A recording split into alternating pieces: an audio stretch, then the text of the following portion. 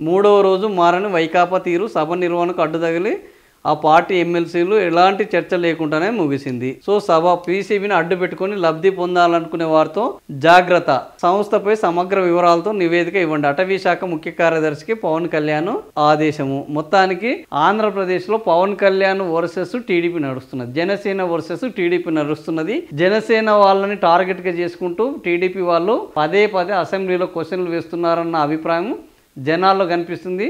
ఒకటి, Pawan Kalyan already TDP పిఠాపురంలో వర్మ తీవ్రంగా వ్యతిరేకిస్తున్నాడు. ఆయన ఇంకా నేను ఈయన ఉంటే ఉండను అనే పరిస్థితికి వచ్చాడు. అదేవిధంగా బోండం ఉమా, ఈయన మీద విపరీతమైన ఆరోపణలు చేయడం జరిగింది. ఈయన అసలు అందుబాటులో ఉండడు. ఈయన ఏం చెప్పాలన్నా పవన్ కళ్యాణ్ వస్తేనే అధికారులు మాట వింటున్నారు.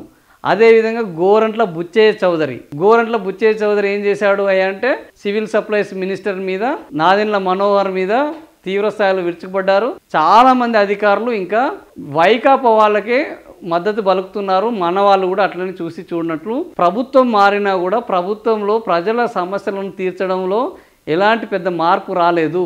ఇది ఇట్లాగే ఉంటే మంచిది కాదు అన్న పద్ధతిలో బుచ్చయ్య చౌదరి, నాదెండ్ల మనోహర్ని ఇట్లా మొత్తానికి వైకాపా ఒకటి పవన్ కళ్యాణ్ వైకాపా నాయకులను టార్గెట్ చేస్తూ టీడీపీ నాయకులు ఈ మధ్య వాళ్ళ యొక్క ఆరోపణలు చేయడం, వాళ్ళని ప్రశ్నించడము, ఈ టార్గెట్ చేయడం అనేది నడుస్తున్నది అన్న ఒక చర్చ మొదలైంది.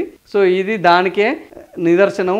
సో ఏం జరిగింది, పీసీబీని అడ్డు పెట్టుకొని కొంతమంది నన్ను బదనాం చేసుకొని లబ్ధి పొందాలని చూస్తున్నారు. వాళ్ళ విషయంలో మనం జాగ్రత్తగా ఉండాలని పవన్ కళ్యాణ్ వైకాపా జనసేన శ్రేణులకు ఆయన పిలుపునివ్వడం జరిగింది.